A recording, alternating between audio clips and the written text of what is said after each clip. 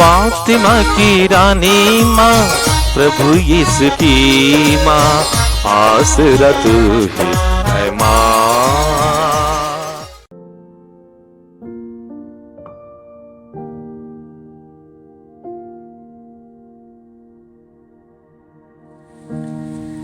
पहला पाठ योशुआ का ग्रंथ, अध्याय 24, पद संख्याएं 1 से 2, 15 से 18 तक।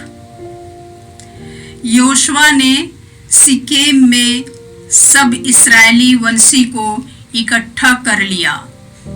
इसके बाद उसने इस्राएल के वयोवृद्धों, नेताओं, न्यायकर्ताओं तथा शास्त्रियों को बुला भेजा और वे सब ईश्वर के सामने उपस्थित हो गए। तब योशुआ ने समस्त लोगों से कहा, यदि तुम ईश्वर की सेवा करना नहीं चाहते तो आज ही तय कर लो कि तुम किसकी सेवा करना चाहते हो।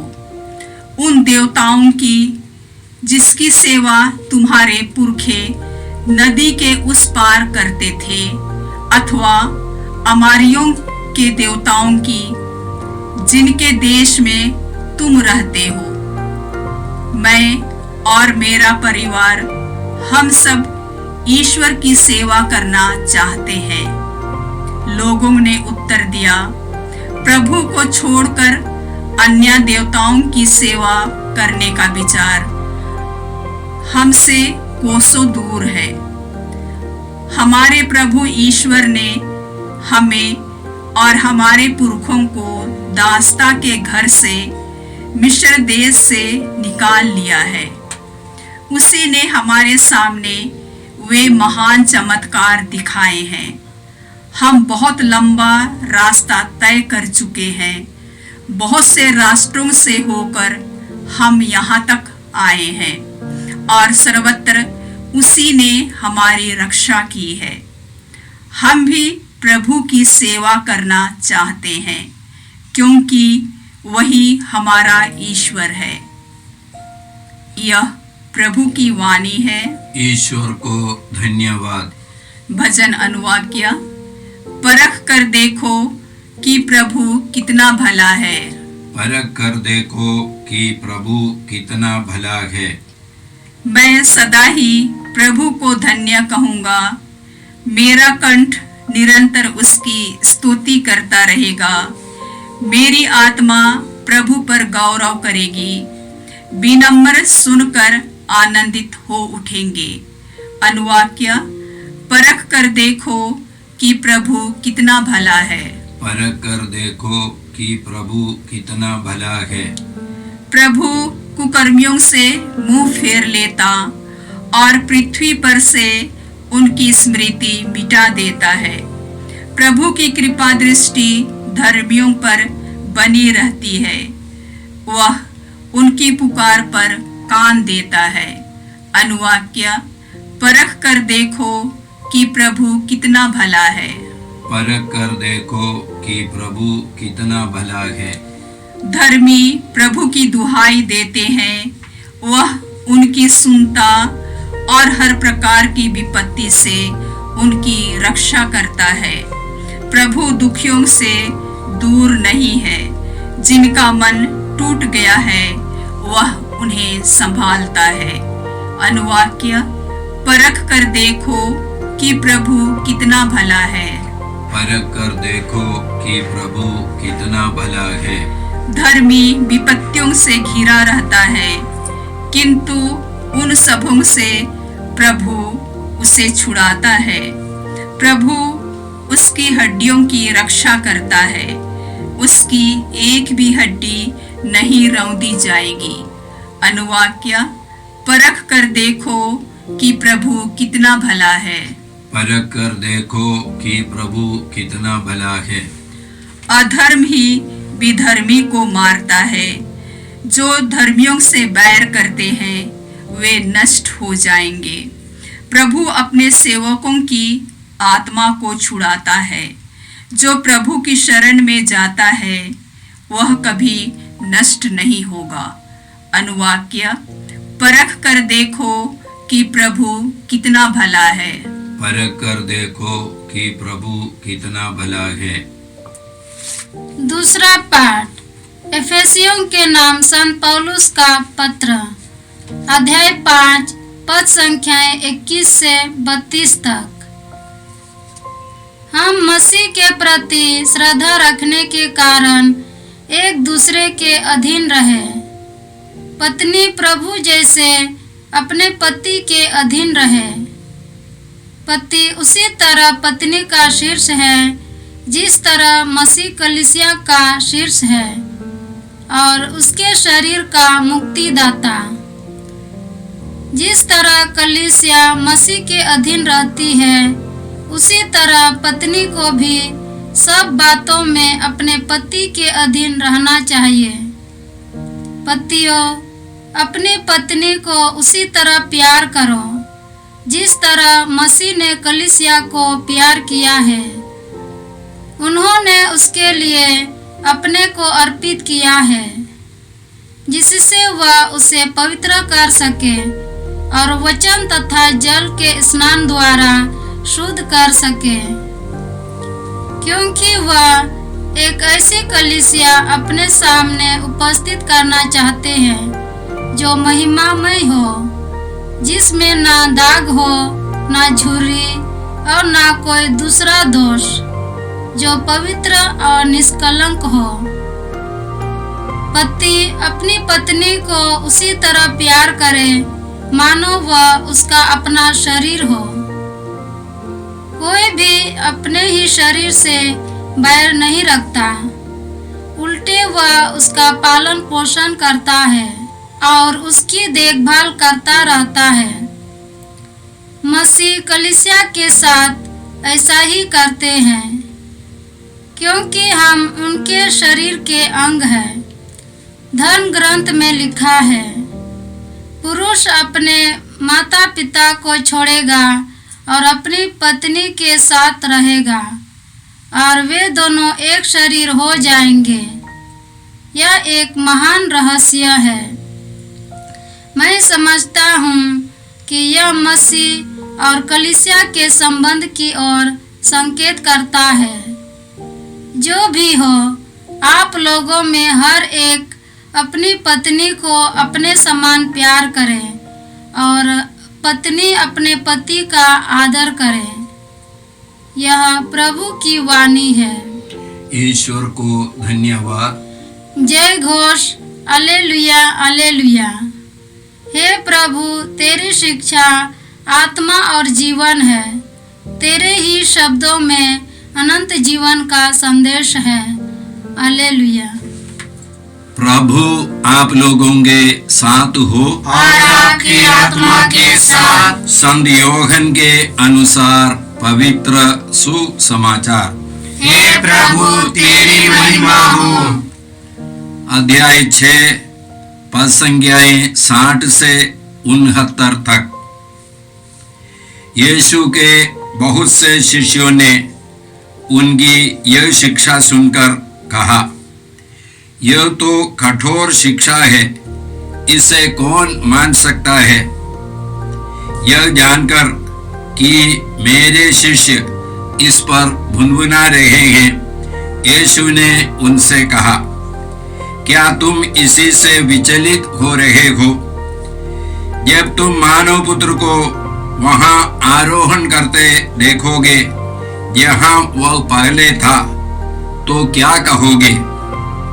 आत्मा ही जीवन प्रदान करता है, मां से कुछ लाभ नहीं होता। मैंने तुम्हें जो शिक्षा दी है वह आत्मा और जीवन है, फिर भी तुम लोगों में से अनेक विश्वास नहीं करते। यीशु तो प्रारंभ से ही यह जानते थे कि कौन विश्वास नहीं करते और कौन मेरे साथ विश्वासघात करेगा।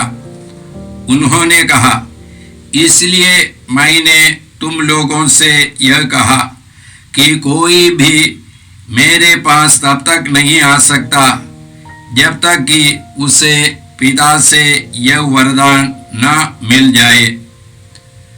इसके बाद बहुत से शिष्य अलग हो गए और उन्होंने उनका साथ छोड़ दिया। इसलिए यीशु ने 12 से कहा, क्या तुम लोग भी चले जाना चाहते हो? सीमोन पेतरुस ने उन्हें उत्तर दिया, प्रभु, हम किसके पास जाए? आपके ही शब्दों में अनंत जीवन का संदेश है। हमने विश्वास कर लिया और हम जान गए हैं कि आप ईश्वर के भेजे हुए परम पावन पुरुष हैं। यीशु ने उनसे कहा, क्या मैंने 12 को नहीं चुना? तब भी तुम में से एक शैतान है। प्रभु का सुसमाचार। हे क्रिस्त, तेरी स्तुति हो। क्रिस्त में प्यारे भाई बहनों, आज का पहला पाठ हम लोगों ने योशुआ के ग्रंथ से सुना। योशुआ ने अपने मृत्यु के पहले सिक्किम में सभी इस्राएली लोगों को एकत्र कर लिया और उसके बाद उन्होंने उनके साथ विधान ठहराया, जो विधान ईश्वर ने मूसा के द्वारा सीनाई पर्वत के नीचे ठहराया था। जैसे हम लोग जानते हैं कि जो लोग उस विधान में शामिल थे मूसा के साथ सीनाई पर्वत के नीचे, उनमें से केवल योशुआ और कालेब प्रतिज्ञा देश प्रवेश कर पाए हैं। दूसरे सब लोग मर गए थे और अभी जो इस्राएली लोग प्रतिज्ञा देश में है वे सब लोग नए लोग हैं। और योशुआ अपनी मृत्यु के पहले उन लोगों के साथ जो विधान ईश्वर ने मूसा के द्वारा उनके पूर्वजों के लिए ठहराया था उसको फिर से दोहराते हैं और लोग इसी प्रकार दोहराते हुए, इसी प्रकार विधान पर अपना आस्था रखते हुए इसी प्रकार कहते हैं, लोगों ने उत्तर दिया, प्रभु को छोड़कर अन्य देवताओं की उपासना करने का विचार हमसे कोसों दूर रहे। योशुआ का ग्रंथ अध्याय 24 पद संख्या 16 और पद संख्या 18। हम भी प्रभु की उपासना करना चाहते हैं क्योंकि वह ही हमारा ईश्वर है। हम भी प्रभु की उपासना करना चाहते हैं क्योंकि वह ही हमारा ईश्वर है।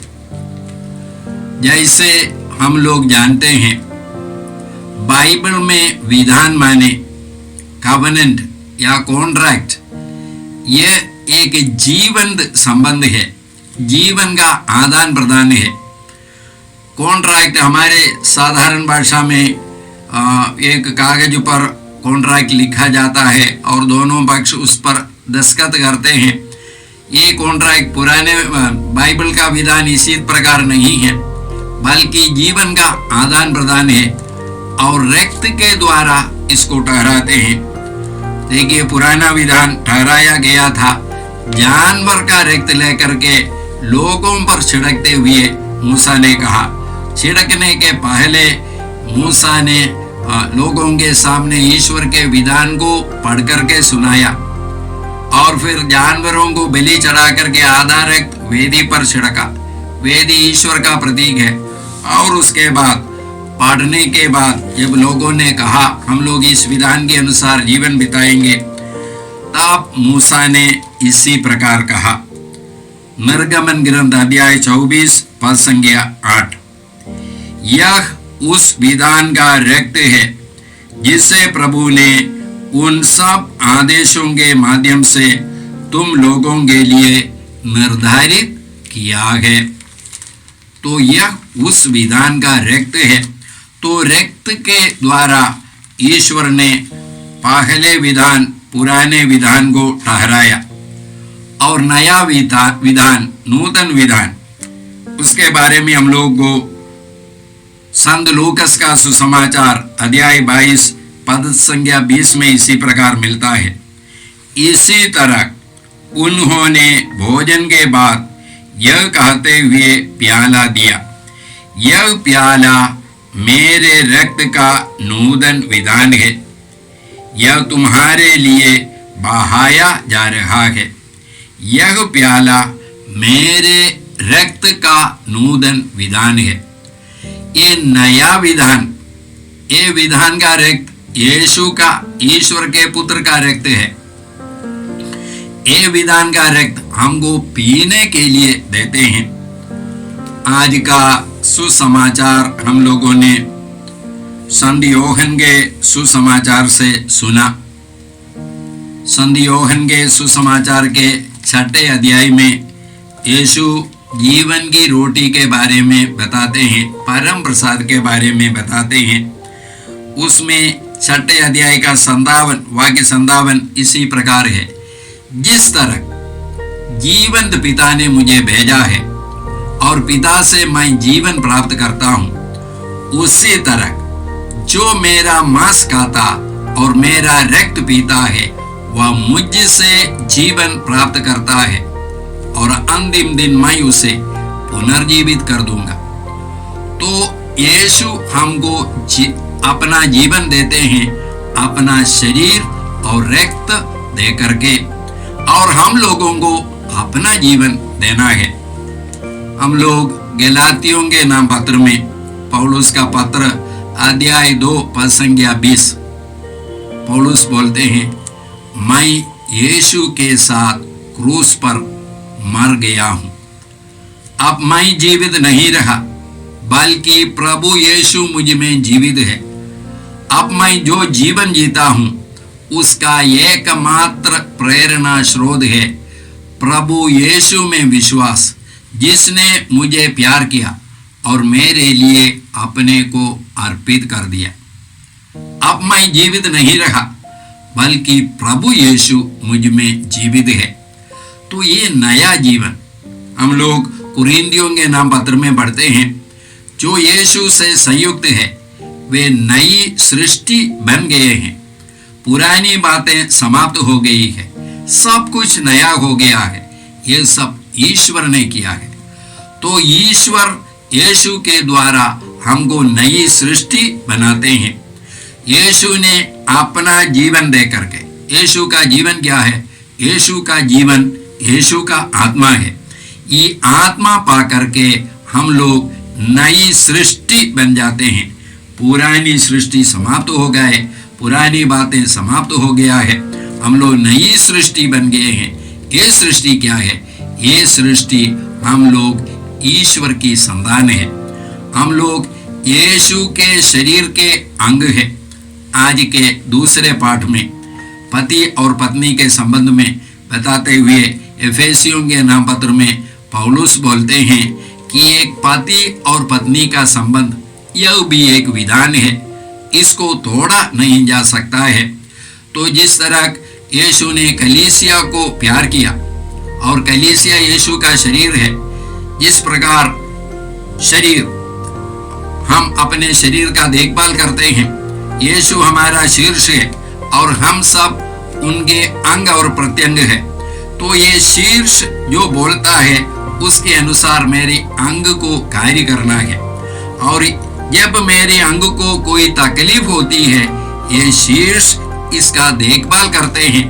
और यीशु ने हमारे शरीर को पवित्र बनाया है, हम लोगों को पवित्र बनाया है अपने रक्त के द्वारा, अपने बलि के द्वारा हम लोगों को पवित्र बनाया है। तो आज के दूसरे पाठ में पौलुस बोलते हैं, यह वचन हम लोगों से कहता है कि एक पति और पत्नी का संबंध यह भी एक विधान है, इसको भी नहीं तोड़ सकता है। तो जिस प्रकार यीशु अपने शरीर को देखभाल करते हैं, उसी प्रकार एक पति को अपने पत्नी का देखभाल करना है, और पति और पत्नी का संबंध यीशु और कलीसिया के संबंध के समान होना चाहिए। उसी प्रकार एक दूसरे को प्यार करना चाहिए। तो भाई और बहनों, हम लोग आज के प्रभु के इन वचनों के लिए प्रभु को धन्यवाद देते हैं।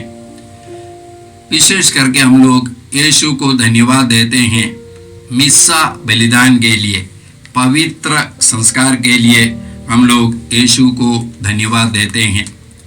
जब यीशु ने पवित्र संस्कार के बारे में शिक्षा दी, जीवन की रोटी के बारे में शिक्षा दी, तो कई शिष्य लोग उनको छोड़ करके चले गए।